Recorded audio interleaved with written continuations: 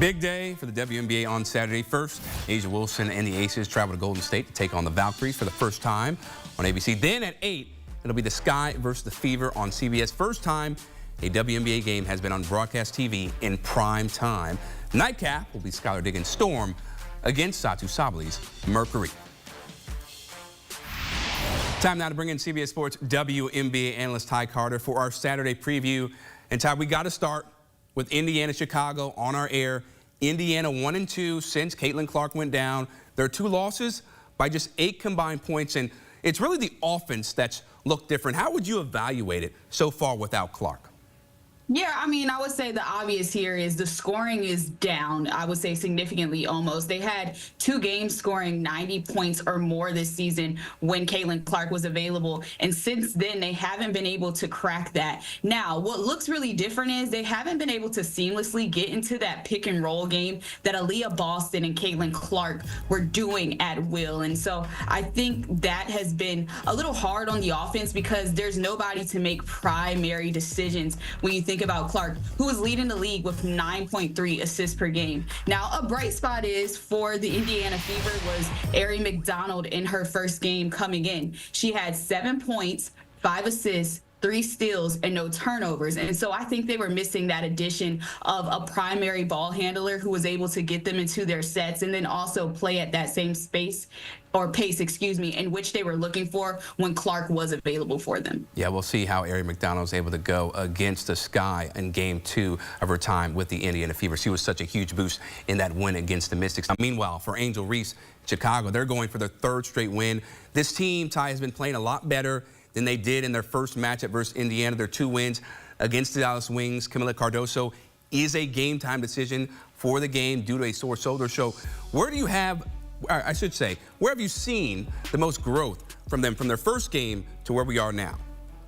I would say for the Chicago Sky, where we've seen the most growth is their decision-making out of these post-play and passes. So Camila Cardoso, like you already mentioned, she's going to be a game-time decision. But it's been huge for her and Angel Reese to understand that they draw a lot of attention. And so within them drawing all of that attention, they have to be able to make the reads and decision-making from out of the post. And I think they've done a fine job of that, of being able to find their shooters on the wing. And then second, the bench has played well. In that first win against the Dallas Wings, they were able to generate 30 bench points. So that's Rachel Banham coming in and making an impact, Rebecca Allen, Elizabeth Williams. And then in the second win, they had 24 bench points. And so I think that has made all the difference for them being able to spread the wealth. Yeah, they are looking a lot better than they did in that first game, and they are the 2nd leading rebounding team in the league, so that is something they get on the glass very well. Now it's just a matter of really locking in offensively and getting that synergy between their bigs and their perimeter players. Now the Fever, they're favored by 4.5. The total is set at 168.5 for their very first WNBA game played at the United Center. Ty, who will be leaving the arena with a victory?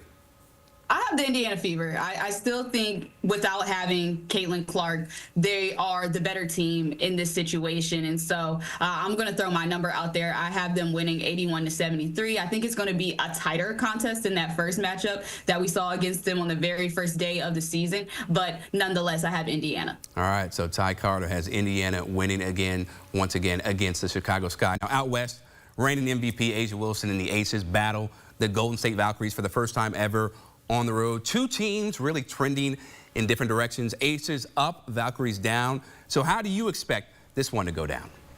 Well, I expect the Aces to really hit the ball running in this game, and I think rest plays a huge factor in this one. The Las Vegas Aces haven't played a game since June 1st, and then on the other hand, the Golden State Valkyries, they've been pretty heavy when it comes to the contest. They just played against the Phoenix Mercury on June 5th and lost in that contest on the road, and so I think that the Las Vegas Aces have been able to hit their stride when it comes to finding chemistry with their guard play. It has looked lovely between Jewel Lloyd, Jackie Young, Chelsea Gray. They've been running these dribble handoffs on the wing and then able to exploit mismatches when they're getting these switches. And so I really like that. And then, of course, A'ja Wilson coming off of her first Western Conference Player of the Week honors.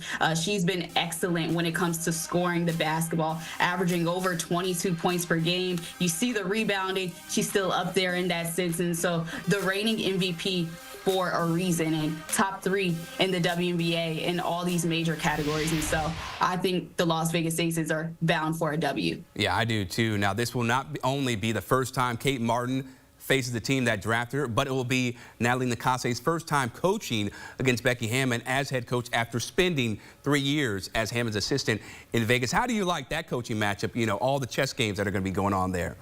I love it. I mean, first of all, 2 women head coaches at work who have so much respect for one another, and I think that it's going to be a fun matchup to see, like, how do you go up against a team in which you know so much about when you're Natalie, and then if you're Becky Hammon, getting into the head of Nakase also, and kind of seeing how she can kind of dictate what the Valkyries are going to do based off of coaching habits in which they've embarked on. I'm sure they've had many conversations over the years with their time spent together.